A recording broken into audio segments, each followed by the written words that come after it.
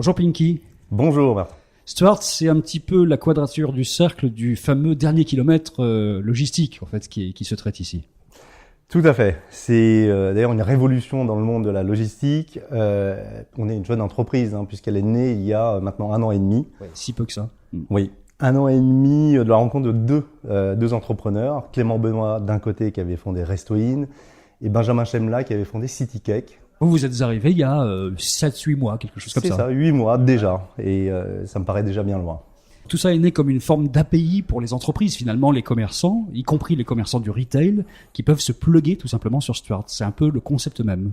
Oui, le cœur de notre système en réalité, on est d'abord une plateforme technologique, API ou application web par exemple, et on va venir connecter des marchands qui ont besoin de faire de la livraison. Et de l'autre côté, on va gérer une communauté de coursiers indépendants, géolocalisés. La vraie équation, c'est le partage de valeur. C'est-à-dire d'un côté des marchands qui ont besoin d'une certaine forme de flexibilité et de l'autre côté une communauté de coursiers qui ont besoin d'avoir un complément de revenus. Les talents qui composent cette communauté de coursiers indépendants, ce sont avant tout des étudiants sportifs, forcément puisqu'il faut pédaler. 80% de notre communauté est basée autour du vélo ou vélo cargo pour une plus grande contenance.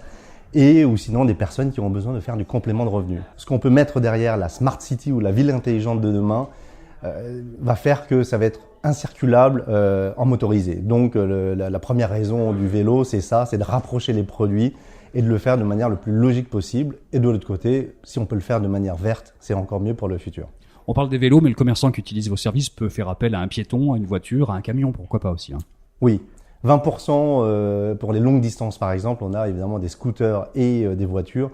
Et là pour le coup, ce ne sont plus des étudiants puisqu'il faut avoir une capacité de transport et c'est ce que nous sous-traitons. Même le petit restaurateur ou le petit réseau de proximité a exactement la même qualité de service qu'un grand groupe aujourd'hui grâce à Stuart. Il va télécharger une application et il va dire j'ai besoin d'un coursier.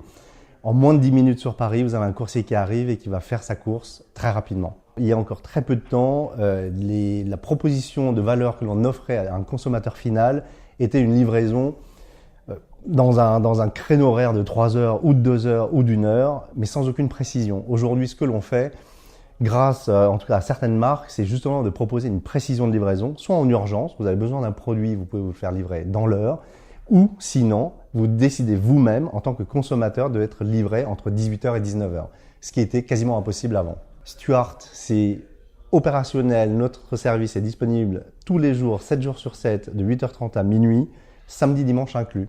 Et aujourd'hui, ça représente déjà plus de 30% de nos livraisons, samedi, dimanche et 30% de la totalité de la semaine.